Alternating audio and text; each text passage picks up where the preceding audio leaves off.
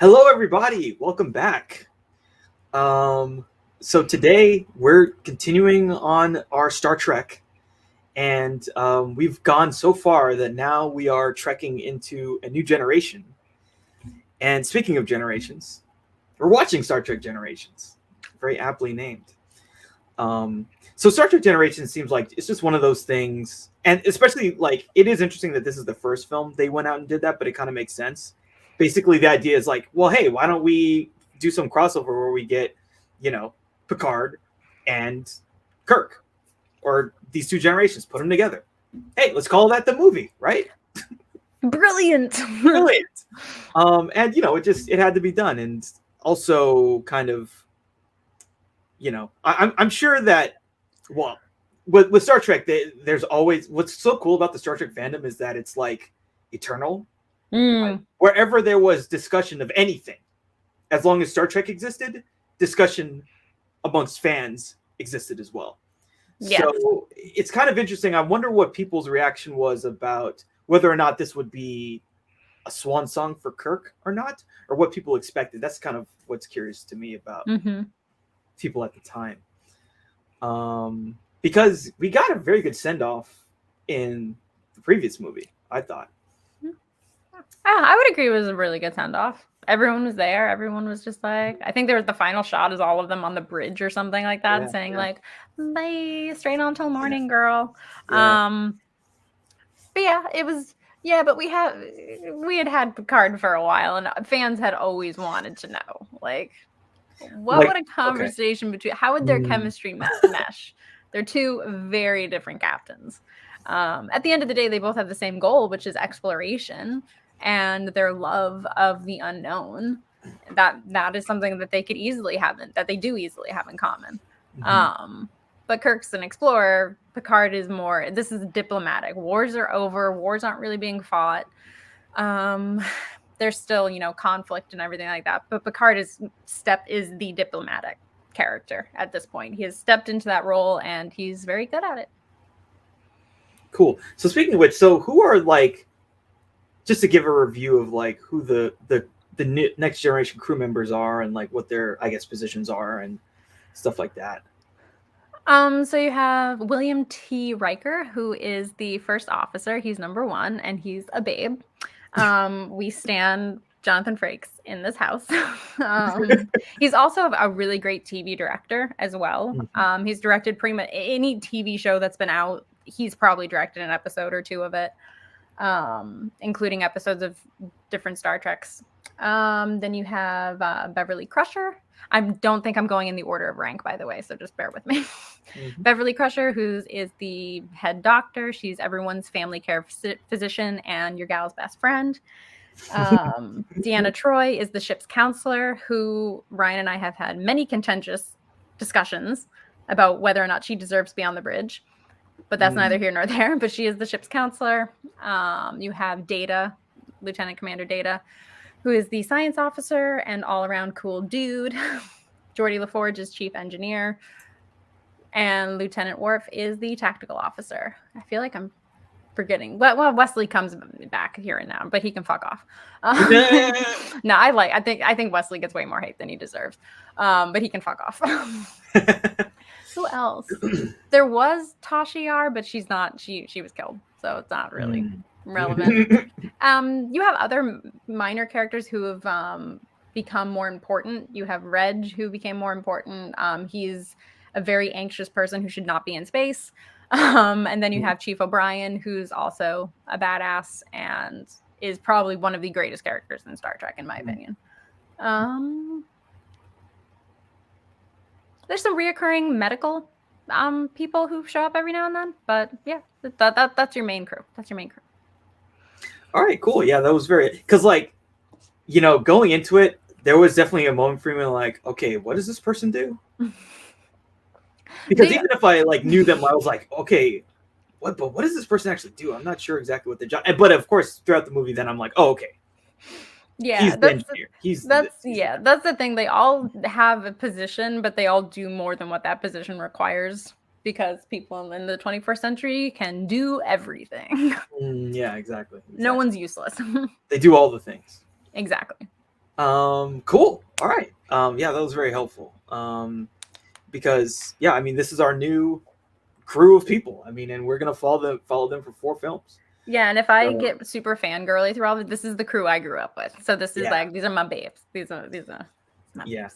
And I think I've talked about this off air, but like I knew someone who was like, well, he was really just into, I guess, how can I put it? Just like any kind of ship in general, whether it was a fake ship or a fictional ship or ships in real life, like, naval ships or aircrafts, military aircrafts.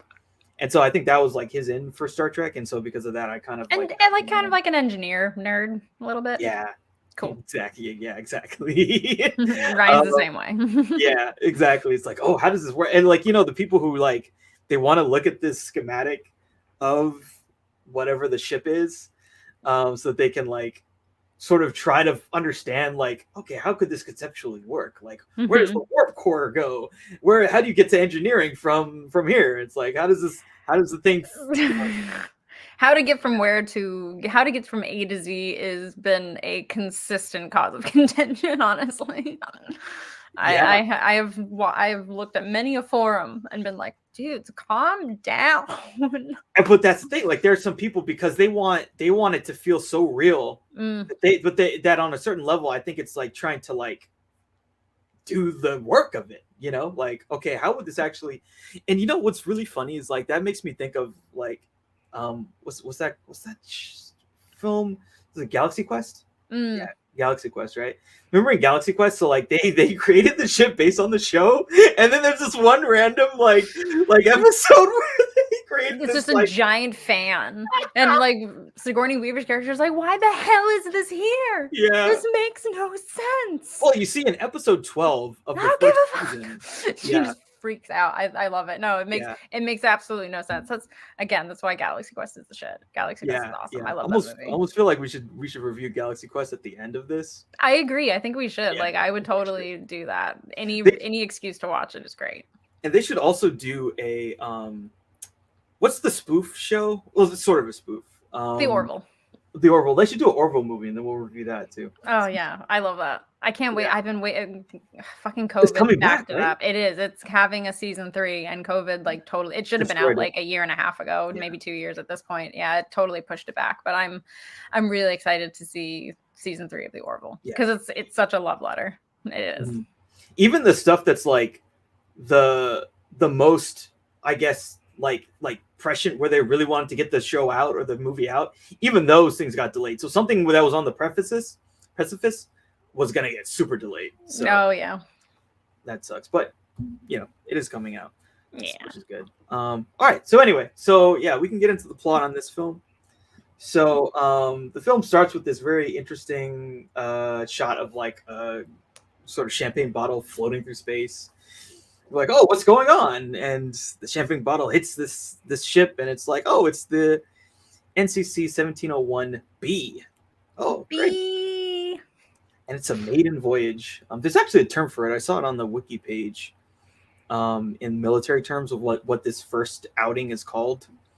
Hold on, let me see. I can look it up real quick. But basically, yeah. So we got this new ship. And it's it's like a big celebration. Hey, if we're gonna have a celebration, who should be there? Well, Mr. Kirk.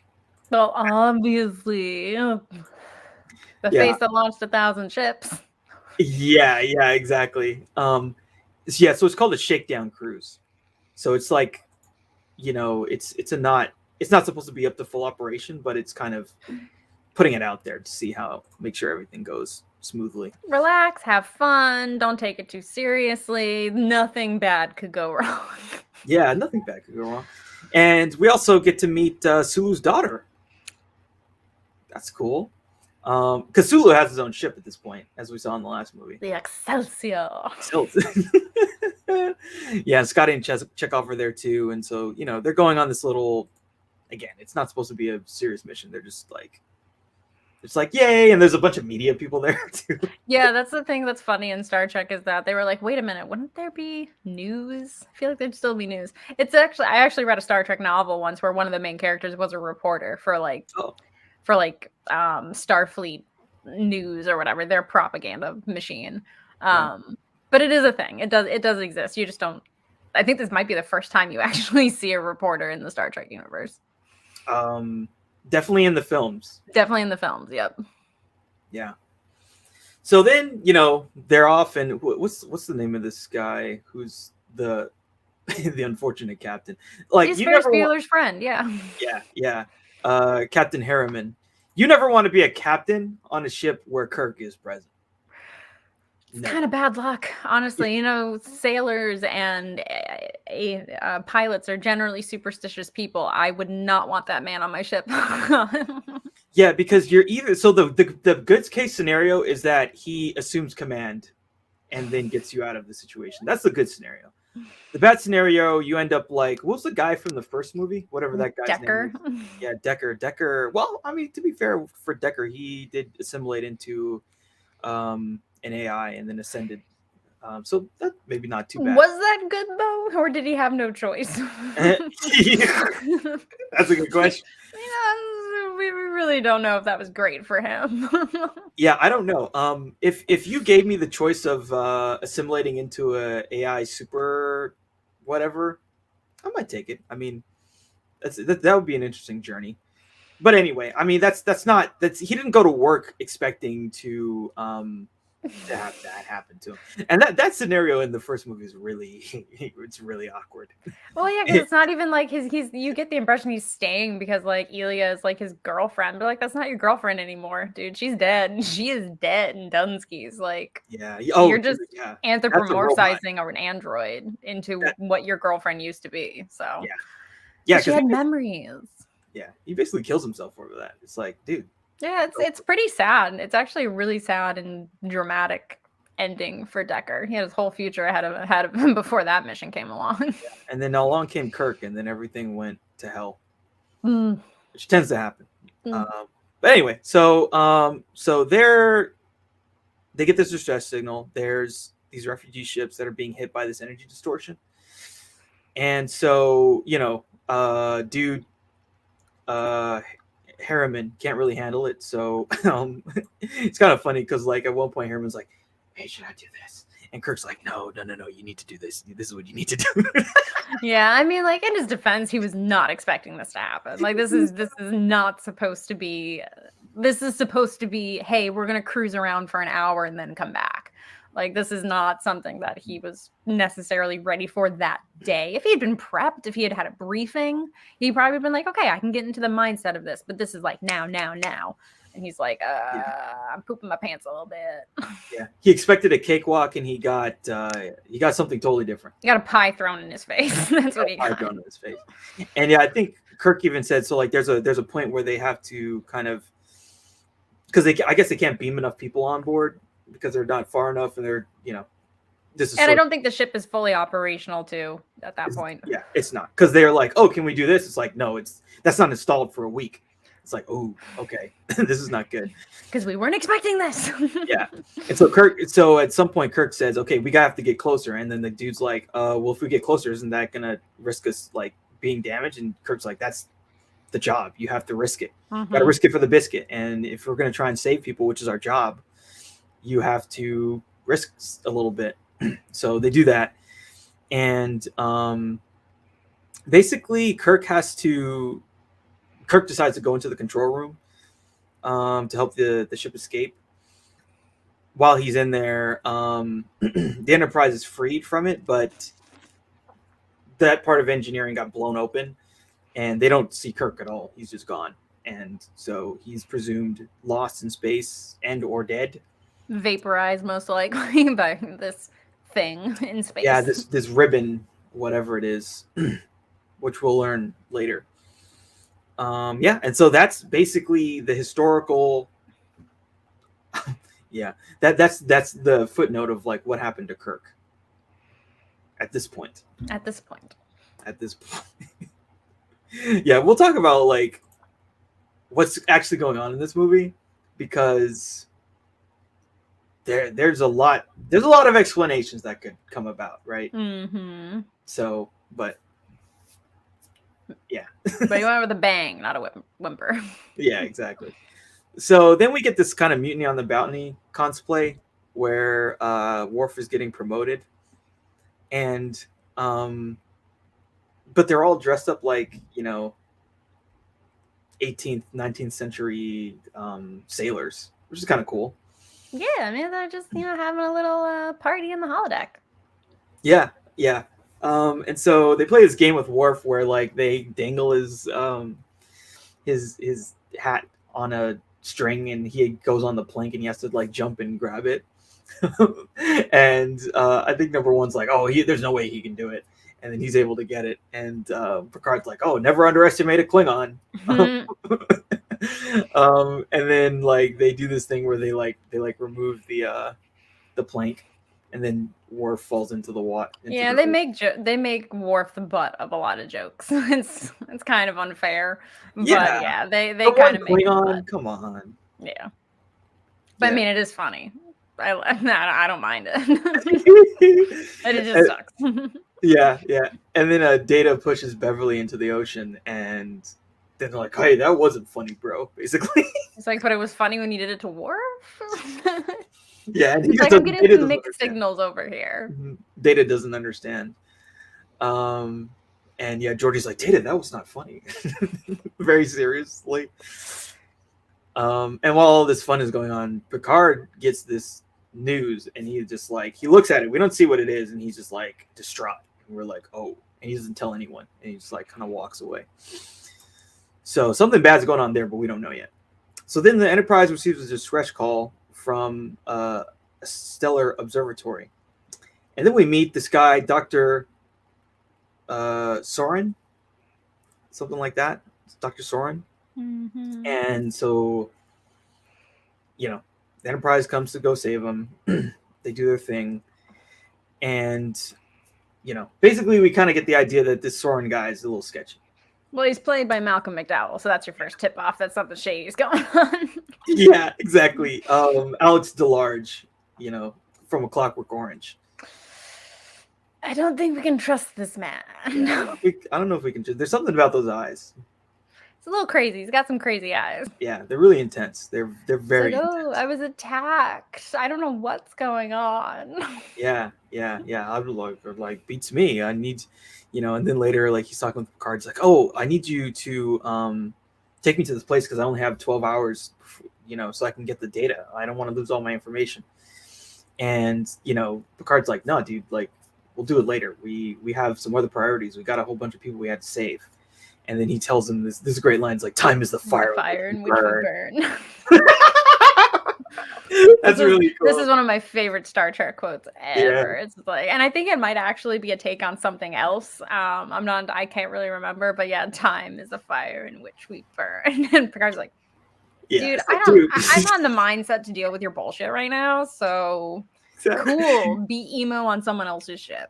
Exactly. That's a great point. It's like, dude, you don't know me, but I've been through something today, and I don't have any time for your weirdness. So bye-bye. Not even just like today. Like, you want to talk about time travel and time is the fire in which we burn to Captain freaking Picard? Dude has jumped universes and parallel back and forth again. So don't come at my baby with that. Don't. Exactly. Take your melodramatic ass somewhere else. Exactly. So meanwhile, our friend Data, he's like, I want to get the emotion chip. I want you to do it, Geordi. Just install it. I'm ready. And Geordi's like, are you sure? Are you really sure? Because I don't know if you really understand what it's going to be like. He's like, nah, man, I want to do it. Let's do it. It's like, okay. So they put the chip in him, and he goes to get a drink. He drinks some alcohol, and he's like, oh, this is so weird. I don't know. I don't even know how to describe how it makes me feel. It's like, oh, so is it bad? It's like, yeah. So you hate it? Yeah, I hate it. Give me another one. Please. I love press play. I hate it. Give me another one. He's just so enthralled by the fact that it's terrible. Like, he has an opinion on something. Yeah. Whenever like Data has an opinion on something, it's usually life or death or scientific. It's very logical. But no, now he can say that I hate it. I know that I hate this. Yeah, and then we get this other scene where like I forget, him and Jordy are doing something else, and I think it has something to do with engineering, and they're working together, and Data just starts laughing all the time and like cracking jokes. Yeah. Yeah, and he just can't stop laughing, and Jordy's like, "Dude, what the hell?" I Like, was like, something's wrong bro, with you. yeah, it's like, dude, like, calm down. Like, we have to work. And he's like, he makes some joke where like he like connects with some part of the ship, and then it opens a secret door, and he makes some joke. I forget what he said. Open sesame. Yeah, it's just like, okay, dude. And Jordy's like, can we just say I can maintain a level of professionalism while we're doing our shit, bro? Yeah. Like, I know you're having like an experience right now, but like, It kind of calm reminds down. me of Interstellar, where like the robots, they could like, I forget what it was, but they had some setting where it was like how much they joke and how much they tell the truth or whatever. They kind of need that for Data. It's like, okay, turn the joke stuff down to like 20%. You're at 8%. That's the thing. The emotion chip is very hot and cold. I guess, you know, because like in this movie, he has, I mean, you could just say that he got an upgrade. I guess you could just excuse it with that. In this movie, he kind of needs Jordy's help when it comes to the emotion chip and stuff like that. But then in First Contact, he can just twitch his head and then turn it off or something like that. It's very much like, yeah. So this is just a random question that came into my head. So in terms of like how these Next Generation films were, I guess, placed in the timeline of the show, was it like a couple seasons of the show, then a movie, then a couple seasons of the show, or did the show run and then there were movies afterward? As far as I remember, I'm pretty sure the series had its 7-season run, ended, and then they made the movies. That sounds right to me. Maybe like a year or two after the show ended, they started doing the movies. I think the movies were always in the pipeline to do. But maybe they just wanted a break for a couple of years before they got back in the costumes. But I'm pretty sure that the show ran its course and then they started doing the movies. Okay, cool. Yeah, that's good to know, because that basically means that these movies are like, they're the continuation of what the show's sort of plot line would be. Yeah, it's chronological, I guess, would be a good way of describing it. Yeah, cool. So then we see Dr. Soren get aboard this ship, and then he's kind of goes mask off, and he takes out Geordi, and Data kind of freaks out. He to quote Dr. Manhattan, he felt fear for the first time, and that was a interesting feeling for him, and so he kind of hides while Geordi gets kidnapped. Yeah. Well, no, not kidnapped. Is he kidnapped at this point? I can't remember. Well, he's sort of taken out, and then there's some more conflict that comes a little bit later, I believe. So like Worf and I think number 1, they kind of end up fighting with Soren, but then he gets away. Yeah. Because there is a scene where like number 1's like, Data, save Geordi, and he's like, no, I can't. Yeah. And it's like, oh, okay. Like so more than happiness comes with that emotion chip. Yeah, fear and other such emotions. So then Picard, is with it's Troy, right? Troy. So he's talking to Troy, and he tells Troy that his brother and his nephew died in a fire. Yeah. And that he's really sad about it.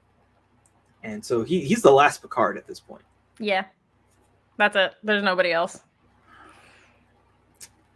Yeah, and this is a really good scene. Like he really sells it, and it's so great because I don't know. There's just something about the way he plays, the way the scene plays out, where it's like you can tell that he's really, really emotional, but he doesn't want to like get emotional. Yeah, Picard's really good at like compartmentalizing some things, and his family is one of them. There's a whole thing with him and his brother. His brother was actually in the show for 1 or 2 episodes. So basically, after Picard became deprogrammed from the Borg, he went home. He was like, I need to reconnect with my roots. been through some stuff, had a lot of intense therapy, and I need to go work on some issues that I have at home. And his brother is like not anti-Starfleet, but he's like, I don't see the point of going up into space, basically. Everything I need is here on Earth.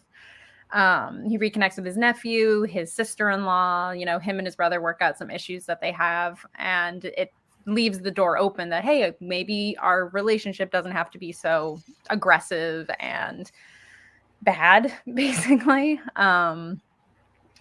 Because, his brother thinks, oh, you just ran away. You just went off into the stars and you never came back, basically.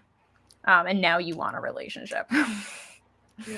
So there was the opportunity for Picard to actually be with his real family, like his actual blood family, and that's like the tragedy of it. Yeah, because his nephew's kind of a lot like him. So yeah, that's really sad. Because also in the scene, like I think he pulls out the picture book that he has. Yeah, devastating. Yeah, he's pretty. It's pretty awful because he is, and he's dealing it's kind of like an existential crisis, Like, I'm the last one. There's no one else. Like, that's it. Just me. Yeah. So then we kind of catch up again with this whole Soren plot line, and we figure out, okay, so his homeworld was destroyed by the Borg. One of many. I mean, how many people do the Borg assimilate? Countless. Yeah. It is. No, genuinely, it's countless. They in Voyager, they discover some Borg that have been in the Delta Quadrant, because that's Voyager's whole thing is a lost in space kind of a thing. They encounter one Borg cube that's literally just been floating out there for like thousands of years, just assimilating random species, because that's what they do. It's literally countless. They discover new species by encountering the Borg. And Soren is not a he has his reasons for being pissed off, but he's also just kind of like that mad scientist kind of character. But yeah, the Borg have assimilated literally countless individuals. Yeah. So yeah, he's mad about that, and so his fix for the situation is to travel back to the Nexus event that got Kirk killed by kind of lining up another moment in time where there's this this ribbon or whatever, this cosmic event, and so that he basically believes, oh, this is going to allow me to like go back to the moment where I think he wants to go back. Does he want to go back to the refugee moment? No, he wants to just go back to the Nexus itself, because the Nexus is a place to him and his species. The Nexus is a place in space and time where everything's cool. It's kind of like heaven, but not really heaven. You can kind of make it what you want it to be, and that's where he wants to go. He can't bring anybody back from the dead. He can't get anyone back, but he can at least go to the Nexus where everything is just chill and make it whatever he wants it to be. But you shouldn't stay in the Nexus because it's like if you lucid dream too much, you can maybe fuck yourself up a little bit. It's not healthy. Yeah, so it's like Inception, like you get lost in the dream. Kind of, yeah. Yeah. Yeah. So Soren, so he, in order to, kind of like, he's just a dude. So how can you like figure out how to do this and get the equipment and the money? Well, you talk to the Klingons. And you tell the Klingons, hey, so I have this thing, and what you say, okay, weapon, destroy the world, restore the Klingon Empire. Like, those are the key phrases you say.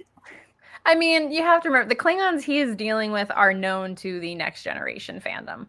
These are not sanctioned Klingons. These are clandestine Klingons who have a lot invested in gaining power. These sisters that he deals with are very known. They are known to the Star Trek fandom, and they are not sanctioned in any way. They're rogues. Kind of. Their houses, because Klingons have like houses like in Game of Thrones, and their house is a little in disarray, if it were, as it were. Yeah. So they have to restore their honor. Essentially, They have to restore their honor, but honestly, they just want power. Some Klingons use honor as like it's just like something to say. Oh, I want to restore my honor. No, you just want power. Just say you want power. You know, it's not the end all be all for every Klingon. There's also a fun interaction here where Soren punches one of these women in the face, and she's like, "Oh, I hope you were initiating a mating ritual." I mean, yeah, that's kind of Klingons are very aggressive, and the female Klingons are very, very intense. This is just the tip of the spear of how intense female Klingons can be. Yeah. So Soren is building this. He's telling them that, oh, well, I'll build you this trilithium weapon, pretty much. So there's dilithium, right? Yes, dilithium is crystals are a power ship. Mm-hmm. So dilithium wasn't enough. Now we have trilithium. Apparently, you know. Yeah. So, but he's apparently basically the only person who knows how to make this thing that does anything with trilithium. Conveniently. Very convenient for him. But you know, they listen to his promises, and so they're helping him out. And so he's like trying to send a probe. Basically, the idea is like the ribbon is going somewhere, and so he's trying to divert where the ribbon's going to go so that it goes through this planet, which is inhabited, by the way. It's going to kill a bunch of people, but he doesn't give a shit about that. He gets what he wants, and so they need to do that by blowing up suns. I think is how it works, right? It's like you blow up a sun and then it moves the ribbon.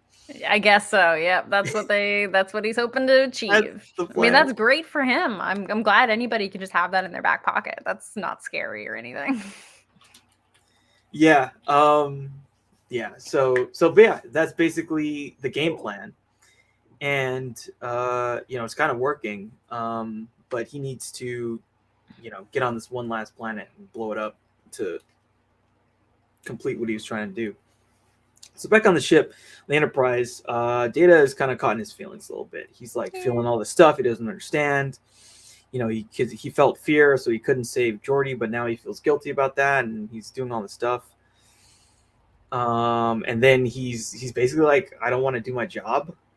He's like, I don't think I can perform my duties as an officer to the best of my ability. If I'm like constantly, you know, anxious. Mm-hmm. But he doesn't understand. It's like that's how every human feels all the time. Yeah. So, which is very naive of him, but it makes sense that he wouldn't see it in terms of that.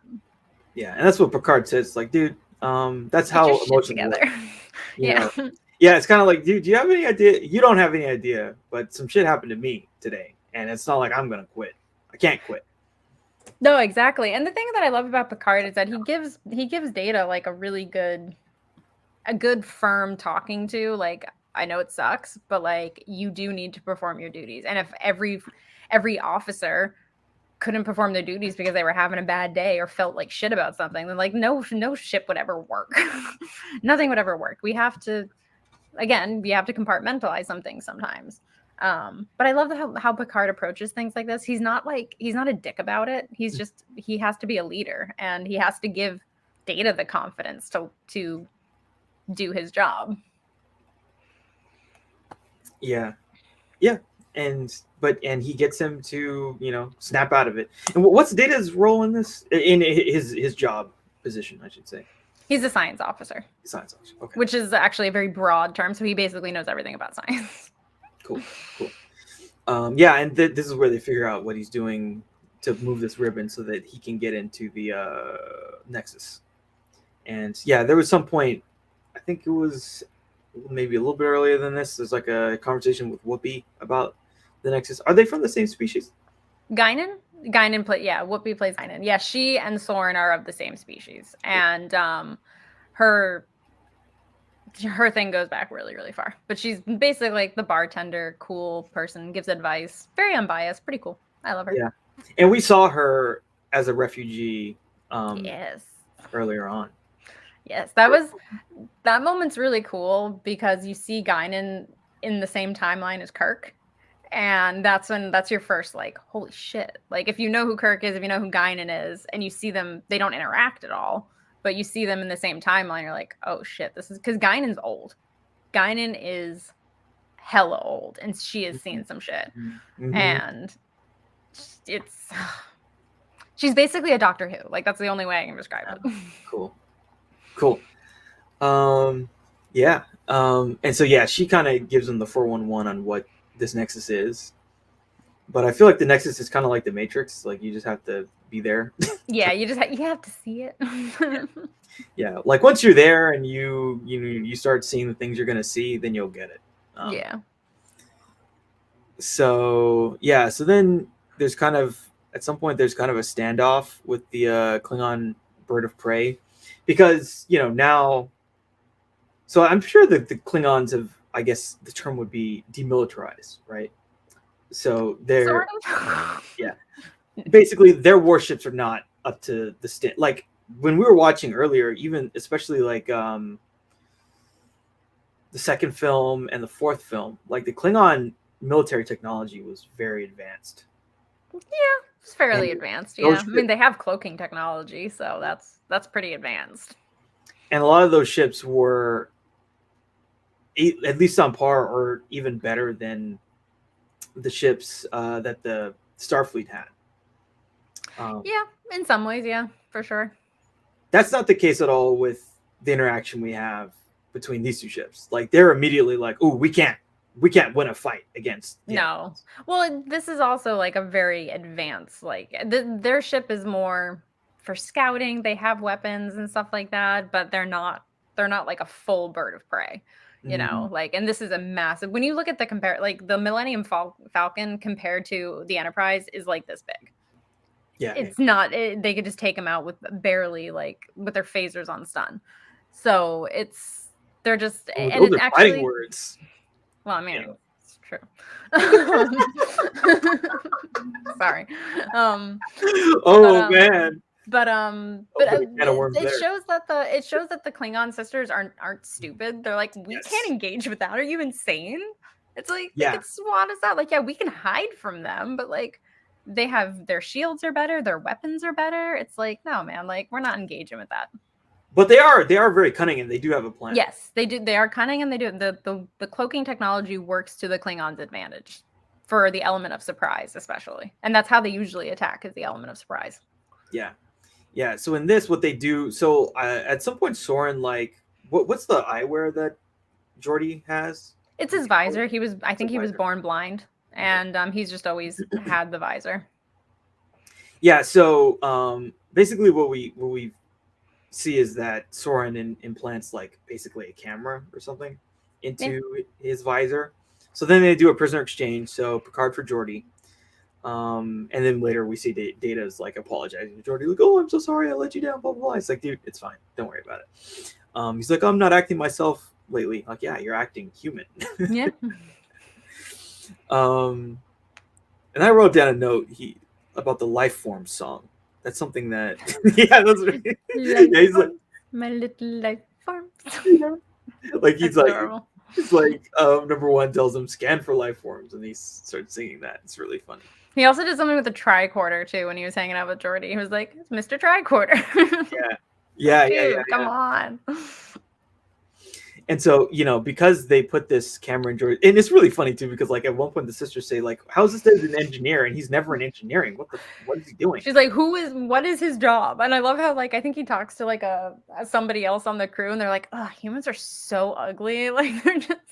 Yeah, he talks to the doctor. Oh yeah, and there's like, field mills are disgusting. They're disgusting. It's like, ugh. It's like there's no teeth. Like, how do you bite someone with those like blunt little teeth that you have? It's like, it's great. I love it. I love Klingons so much. Yeah, Klingons are funny. And then finally, after all this time, he goes to engineering, and they're like, "Oh, magnify." And then they find that he, basically what is it? It's like it's kind of some Trek speak kind of stuff. Oh yeah. There's some jargon.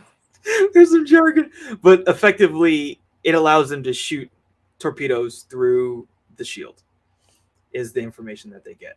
So then they're able to fire on them. Okay, so now we're in a firefight.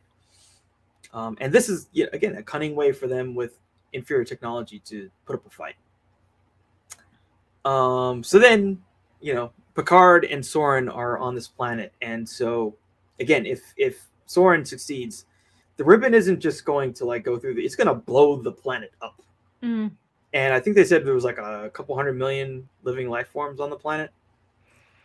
So yeah, it's a genocide. Yeah.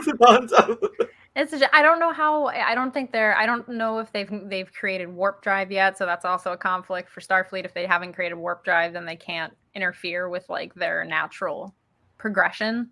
General Order 1, also known as the Prime Directive. Mm-hmm. But yeah, it's gonna be bad. It's gonna be a genocide. It's gonna be a planet-wide genocide. Yeah, I don't think the Starfleet handbook likes it when you blow up a planet in order to get into some. If it naturally blows up, then okay. That's the natural progression of the planet's evolution. Yeah, but if you're intentionally blowing it up, that's we got to interfere with that, though. If it's the Romulan disaster, well, we could try. But they've already had contact with the Romulan species.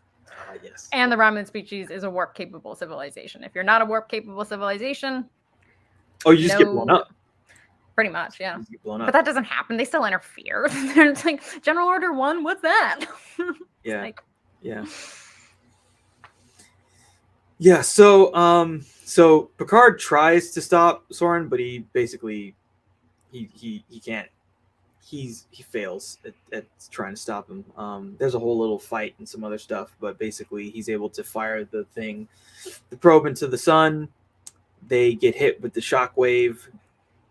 And by the way, I should also mention like this fight. So the Enterprise defeats the bird of prey, blows it up. Hell yes. So these ladies, they're gone. They are gone. You're goodbye. Your house is over. Yeah, pretty much. The house Targaryen is destroyed. So, but then they also basically they have to crash land on the planet. Yeah, it has to be an evacuation of the bottom section of the ship. So they have to get everyone to the saucer section so they can detach and make a crash landing on the surface of the planet. So they detach, make a crash landing. But then, after they crash, Picard fails and the whole planet blows up. Yes, but Data does get to say shit, which is great. Oh, shit. It's great. That's great. And so then, Picard ends up getting kind of sucked into the Nexus, and hey, what happens? He has a dream or I don't know what you would call it, whatever, a lucid. I would say it's probably just a projection of what he's feeling. He's the last of his kind, so he might be hallucinating the fact that he had a family instead. Mm-hmm. And it's Christmas, and it's beautiful. It's Christmas. Yay! Dad, and it's great, and it's it just breaks my fucking heart. It just breaks my heart. And there's other family members are there too. Yeah, but it's like Victorian England. Isn't he French? What? Isn't he French? Yes, he is French. He's supposed to be French. Come on, dude. I know it's like Victorian England, but he's supposed to be Jean-Luc Picard. Yeah, right. Jean-Luc. I love that it's just she's in a corset. She's got this huge hoop skirt, and her hair's in the braids, and his kids are like, "Daddy, please, sir, may I have some?" Thank you, Daddy. I love the presents you gave to me. Yes, it's just happy, Daddy. I mean, it's cute. It's really sweet, but it's just dude, why is this? I mean, it could just be because he romanticizes that era or something like that. His brain could be firing off all kinds of shit just to make the dream more weird and for him to know, hey, this isn't real. This isn't actually reality. But yeah. And then our girl Guinan shows up. Guinan, yeah. And is says some very cryptic stuff. But she kind of tells him hey, this isn't real. Mm. And yeah, I forget basically she puts him on the path to find Captain Kirk. And I love this because she's he just got here too. Yeah. So it's showing you that time is not a linear thing. This is all happening at once. All of this is just a big swirly burly thing of gobbledygook that's just going on, and it's not a straight line. All of this is happening simultaneously, and I love that. She's he just got here too. So I have a question now, something that comes to my mind. So Soren is in the Nexus at this point. Yeah, I mean, if Picard is there, Soren must be there too. So does he just stay there forever? Or does he get kicked I would out? assume so. I mean, we're not seeing what Soren is saying. I'm assuming that while Picard's off looking for Kirk and trying to convince him to come back with him, Soren's just like hanging out with his family, which is what his ultimate goal was. Okay, so we'll probably want to come back to that because it kind of makes me wonder, like, do you stay in the Nexus forever, or does everyone, like, if you and me go into the Nexus and you decide to leave, do I end up leaving too? No, I don't see why you would leave. If I want to leave, then I'd probably go back, but you can't make someone leave with you. I think they have to. I think it has to be a choice in some way. So does he spend eternity? Does some version of him spend eternity in the Nexus at the end of this film? Yeah, maybe. Yeah, I just wonder that because I guess maybe then he succeeded in a way. In a way, yeah. But I don't know how set in time it is. It's maybe. It's just maybe. Yeah, because like you're saying, like the Nexus is outside of time, pretty much, right?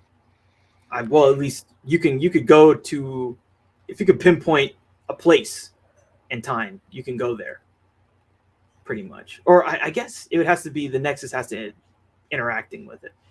Yeah, because like Kirk is in a place where he felt happy and at home, and Picard's in a place that didn't ever exist. Yeah, it's just like a want or a desire that he never let himself actually achieve.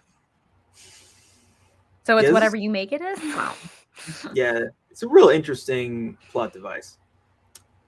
Kind of puzzling. Well, I will also say this was made up purely for the movie. The Nexus had never been mentioned before that I remember. Guinan was never like, oh yeah, Nexus is kind of a thing, but we'll come back to that in like 10 years after the show's over. Yeah, totally. We got to find a way to get Kirk and Picard together. A to Z. We got to find a way. 100%. Are people really gonna care? They are. Think about it too long. Yeah, I mean, people are gonna care. But like, if you think about it too long, you're like, what is this thing? Yeah, exactly. But if you just go along with it, who gives a shit? So then, Guinan's basically sets him on the path to meet Kirk, and then this is at Yellowstone, right? Probably. I know it was filmed in Colorado, I think. Okay. Maybe. Because wherever they were in Star Trek V, when they were on vacation, is the same place as where. Yeah, most likely it's the same. But I'm pretty sure William Shatner owned that cabin. I'm pretty sure he was like, "You want to use my cabin?" I mean, that would make sense. I mean, then he wouldn't have to leave. Yeah, he's just like, then I can just stay here. You come to me. Yeah, especially when you're like nearing being done and retiring. Yeah, the less I have to fly to LA or wherever, the better. Exactly. So he's out there chopping wood, and he's, Picard now has gotten over this whole thing, and he's like, okay, we have to save the world, basically. But Kirk is still caught up in the dream, and he's like, oh, can you place the wood here for me? I know, that's great. Yeah, and then he's like, Kirk's making breakfast, like, can you pass me this? Can you pass me that? And I love that. It's such a great moment where Kirk is just like, he's making his eggs and shit like that, and he's just like, oh, dill. Can you get me some dill? And Picard's like, okay, fine. But there's a moment when when Patrick Stewart turns his back to William Shatner just is like, I can still order people around even here. It's like if you blink, you miss it, but it's a really great little character moment where he's like, I just made him do something. It's great. Yeah, because that's what he lives for. Yeah, he's just like, dude, like, we don't know where we are. Why don't we just... That's his explorer. That's his explorer. So I'd be like, I don't know where I am. I'm just going with this shit. Like, 1 minute I was on the Enterprise. Next minute I'm here. And I feel pretty good right now. I'm not going to question it. I'm just going to go along with it. Yeah, and the next thing there was some wood. And I'm like, oh, I want to chop the wood. I just want to chop the wood. Okay. Yeah. He starts chopping the wood. So yeah, they're doing all this stuff. And then, okay, so there's one thing about the scene. I feel like on a certain level, shouldn't his son have been involved some way? maybe he didn't need to be there, but at least could we see a picture of him in the sun and some other people? I mean, possibly, but it could also just be a place where he just goes. He doesn't really have anything too sentimental there. This is all still very new to him. If he had stayed, if Picard hadn't showed up, something like that might have happened. The woman that he's making eggs for was also, I believe, supposed to be Carol Marcus, but for whatever reason, they changed it. Yeah, I don't remember why. I can't be too sure, but I think it was they just decided to change it. But I believe it was supposed to be Carol he was making eggs for. It's the only female character that would actually make sense. Yeah. Yeah, I don't know. That was another thing. I would have preferred like the David Carol Marcus angle here. Yeah, I think that would have been good. Maybe they just, I mean, I don't know if this is gonna sound, I do believe the guy who played his son died young. I think he passed away before this movie came out. So I don't know if they could, I mean, they could have had a picture or something, but that's what that would have made me happy. But yeah, or even just like seeing him maybe as a kid, maybe this is his version of he did marry Carol, he did be a father to David, like that would have been really sweet. But and just have a little kid. Just have a little kid. Then he could that would have been really good, because that would have made it even harder for, maybe that's why they didn't do it. Maybe because it would have been harder for Kirk to leave, and we would have felt like maybe a little angry at Picard for tearing him away from that, because his dead kid, yeah. I mean, like, because Picard would know his history at this point. Like, Kirk was famous. Everybody knew who he was. So Picard would have had some inkling into his background, but maybe that's why they didn't do it, because it would have been too heartbreaking, because it was just like, maybe we don't go there. But I definitely see where you're coming from, for sure. Yeah, because then later we get this great that like Kirk goes into another room and then Picard follows him and then they're in a stable. Yeah. Great, you know, who doesn't love dream logic? I know, right? Dream logic's great. Who cares? It's great, yeah. And so then, you know, they start riding horses and, you know, Kirk is telling the story. I think it's like, he's like, oh, this is my uncle's farm and this is where I first met Antonia. I want to marry her. And so then they get on the horse, they're riding and they jump. And Kirk does a couple jumps and he's like, yeah, you know, I used to be really afraid of doing this jump, but now I'm not, because it's not real. And so I got to get the hell out of here. I need, you know, you know what it really is? That's kind of funny. Just think about it. It's like basically like if Kirk's not getting some kind of an adrenaline rush, if he doesn't feel that kind of, you know, that I don't know, that thing that makes Kirk, if he doesn't feel that, he's like, nah, I got to move on with this. Yeah, it's not real. I'm not getting anything out of this. It's not it was fun because it was dangerous. But now the danger's been eliminated. It's gone. And plus, it's just an excuse for William Shatner to be like, you know, I'm really good at riding horses, right? Like, did he do all that stuff? I don't know if he did the jumps himself. I wouldn't be surprised, because he is an equestrian. He's a very accomplished horse rider. Well, to me, the thing was like getting there's a specific term for it, but like, well, they have these things where they basically make the horse dance. Kind of ridiculous. Yeah, there's dancing horses. Like, those are their shows that they do. But he did get the horse to do a very kind of like sideways move. Yeah, he's very accomplished with that. There was a documentary he did called The Captains, and he got Scott Bakula on a horse, and he was just like, no, this is how, and he basically gave him tips on how to like get the horse to do what you want them to do. And he's very accomplished. It's one of his biggest passions. Yeah, that's impressive. What's also impressive is that has he ever been injured on a horse? I wouldn't be surprised. I mean, you're on a horse long enough. Like, my aunt has been an equestrian her whole life, and she's been bitten, she's been kicked. She got kicked in the head once. That was very, it was very serious. No, it was very, very serious. Like, she was in the hospital. My mom almost flew to Michigan because they weren't sure how it was going to go. Because my aunt also had brain surgery many years ago, because she had a tumor on the front of her brain. So they were worried that complications and everything. But no, you're going to get hurt eventually. You're going to fall. My mom's been thrown from a horse. It's very easy for them to throw you. So I would not be surprised if William Shatner hasn't gotten injured. I mean, a horse doesn't even have to do it on purpose. They just move too fast. Yeah. Mm-hmm. So horses are very powerful. There's a reason why we have the term horsepower. Yes. Because for a long time, the horse was like the most impressive animal that we had domesticated to do Well, yeah, work. even some of the earliest cars couldn't go faster than a horse. You know, people used to use them to rob trains. You ride up against a train and you jump off. Like they're very powerful animals. My Ryan is just like, yeah, horses are fine, but they're kind of dicks. He rode a horse that did not like him. This horse was just a dick, and he walked Ryan underneath tree branches. Yeah, Ryan was trying to get him to move, and he was just like, nope. Yeah. And Ryan's like, I need a different horse. This isn't working out. He doesn't like me. Yeah, I mean, and they will do. I've done a couple classes of horse riding, and if the horse does not like, if it doesn't have the right temperament, or it does not like you or respect you, and there are horses that will literally be like, I hate you. They will do stuff like they will buck and knee you. And they drag you against a fence. Yeah, they will do anything to harm you because it's a thing. That's very powerful and has enough intelligence to want to be rid of you, and it will do whatever it can to achieve that end.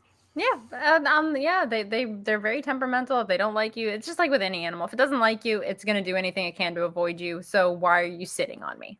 You know what I mean? It's like, I don't want you on me. And like we've seen how quickly something even as Christopher Reeves was an accomplished equestrian, and he fell off a horse.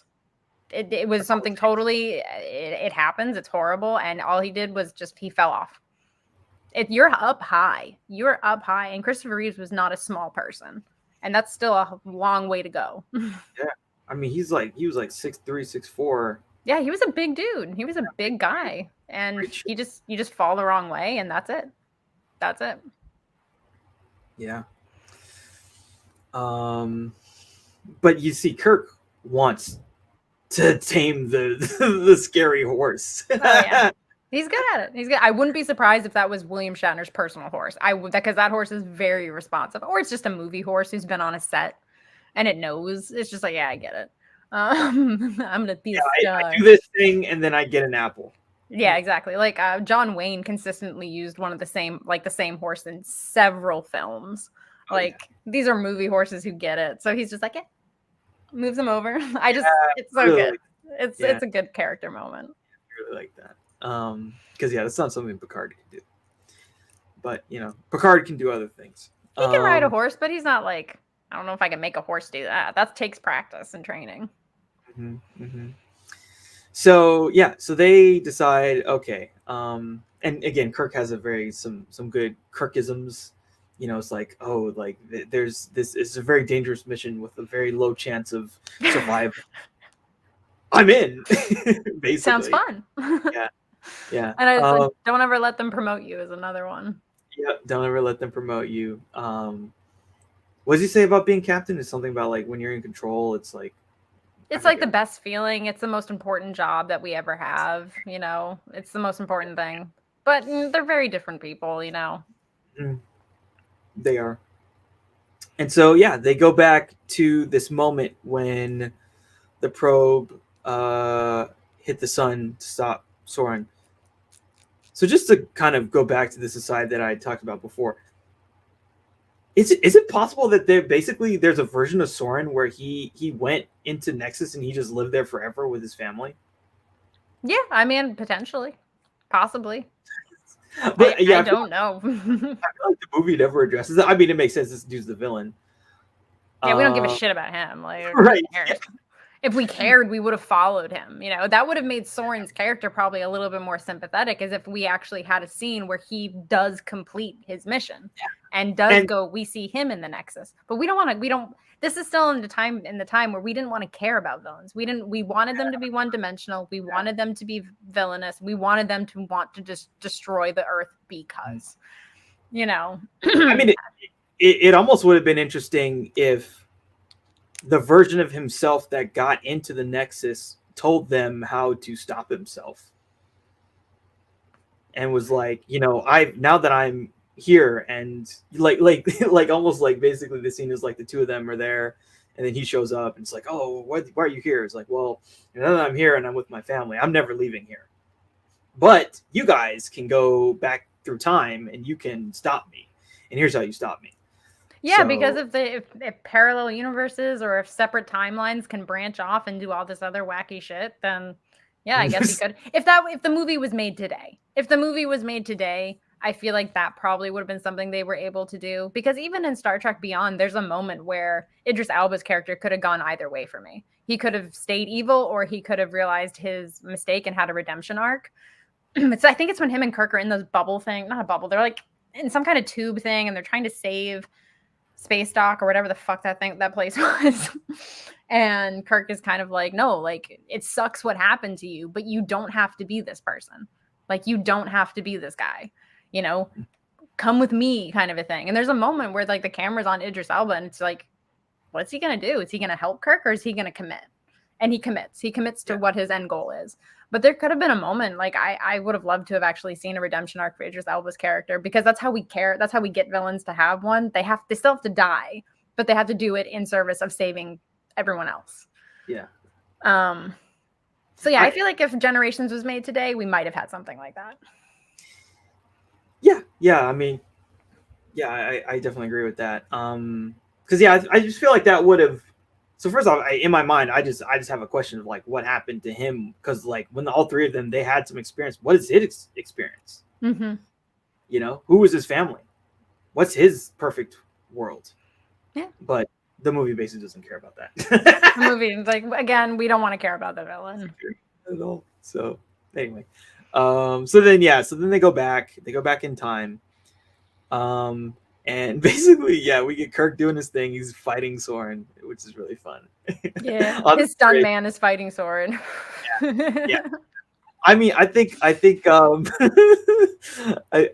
Shatner rolled around with him a couple times, but whenever it's the back of the Kirk, it's definitely not him. I mean, he was older at that point. He's like he's what, 95 or something like that now. He was old when he did this movie.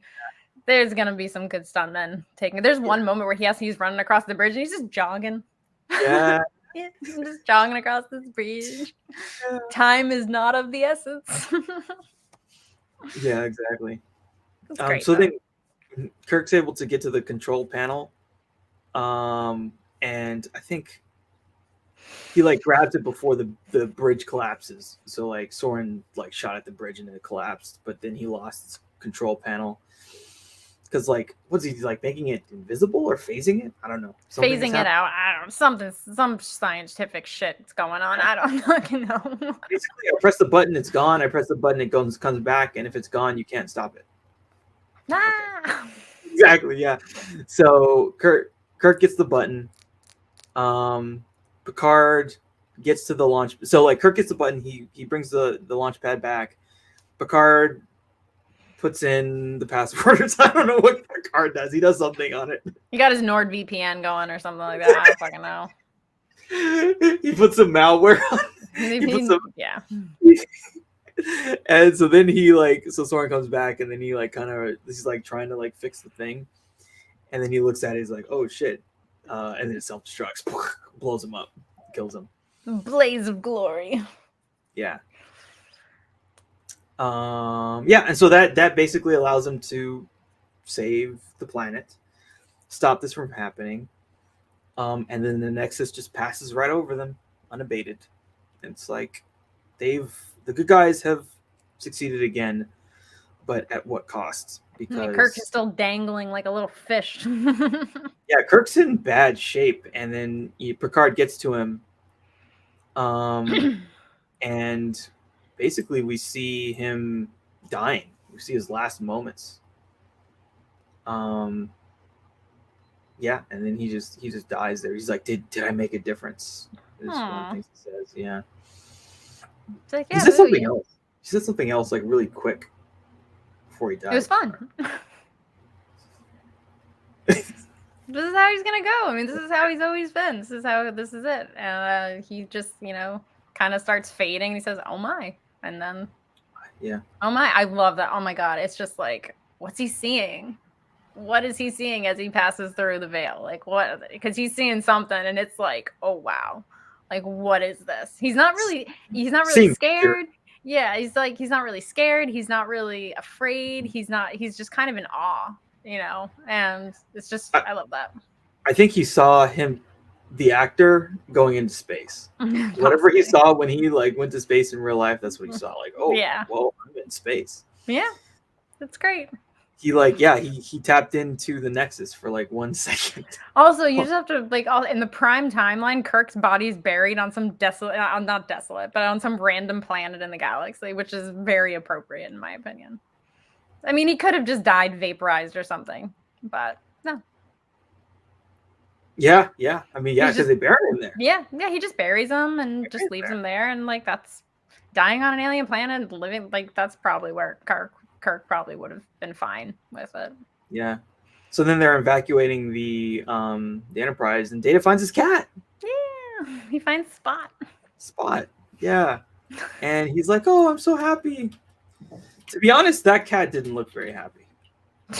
Well, no, because Brent Spiner doesn't want to hold it. The cat probably senses, I don't want to be around this guy. Maybe cats just don't like Brent Spiner. I don't know what it is. Yeah, it's like trying to get away. My girlfriend had 2 cats. Unfortunately, one of them, Gumby, died Aww. a year or so ago. Yeah, he was a nice cat, but then he went blind, and then it was really sad when he went. Anyway, and it does take a while to learn how to actually hold a cat. Yeah. Because you think you're doing it, you always do it the wrong way for a while until you kind of get it. I think it's a human's instinct to hold it like a baby, which Siamese cats actually love being held like that. They're one of the only breed of cats that actually you can actually hold them like a baby and they'll just lay there, for whatever reason. But most cats they don't, because when a cat is falling, if they're falling backwards, I forget what it is, but there's something in their brain that makes them, that's why they land on their feet. So if you're holding them upside down, a cat's instinct is it's also a very vulnerable position. All the vital organs are exposed.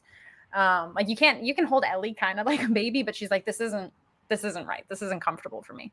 You also remember their spine is very different too. So yeah. The cat's like sitting on my shoulder a lot. I usually put a cat near my shoulder and they just kind of sit there and hang out. Yeah, because I think the proper way is pretty much you have your hands where their front paws are. Your other hand is where their feet should be on your arm. Yeah. And if you hold them at the middle, they're going to be like, what the hell are you doing to me? They're not going to like it. But yeah. The cats are also very dexterous, I think is the word. Dexterous. Thank you. They can wiggle out of a lot of positions. There's a reason why there's the term cat-like reflexes. Yes, they can. They're very good at wiggling. Also, their back paws are incredibly powerful. Yeah. I think just like a cat playing and it's kicking its back feet. It's like, ow. Yeah. Dick. Yeah. I love cats, but they can be dicks. They can be dicks, yeah. But yeah, so Spot found him and, he starts crying. Data starts crying. He's so happy. Yeah, it's great. It's a great moment. So yeah, that's Star Trek Generations for you. Excellent. Cool film. Great to see Kirk. I know I heard for a while there was a minute around the time when Into Darkness came out where I think Shatner wanted to be in that timeline, basically the Kelvin timeline as well, because he was a little jealous of Nimoy. Unsurprisingly. Yeah, I know. He wants to be the center of attention. But that's why he fits the character so well, right? Well, yeah, pretty much. I mean, there's a reason why George Takei kept getting pissed that he was stealing the limelight, because he was. It's supposed to be an ensemble, but it's not. I think the most ensemble cast is probably the Star Trek shows that came after TOS. It's very obvious that Kirk is the main character in TOS. Even when he's not the main character of the episode, he's always the voice of reason, or he's always the mediator, or he's taken someone somewhere. I don't fucking know. Yeah. But at least, with later shows, they give everyone their own time to shine. Cool. Yeah. Mm-hmm. Mm-hmm. Yeah. All right, cool. So yeah, so we just done Generations. Next up, we're going to do First Contact. The Borg. Everyone's favorite. It's everyone's favorite. The Borg. Yeah. I love the Borg. The Borg are a great villain. Who came up with the Yeah. Borg? Do you know who the writer was behind it? I don't actually know who the writer was. I think he's an OG Star Trek writer. But they are formidable. They are one of the best, if not the best, Star Trek villains ever. They're just they're ruthless, and they don't see themselves as ruthless. They're just they're amoral. They see what they're doing as like, this is the pinnacle of perfection. Like, this is it, you know. Yeah. So yeah, I can't wait to talk about that. Very exciting. All right, cool. Well, yeah, thanks again, everybody, and take care, and may the force be with you. Live long and prosper.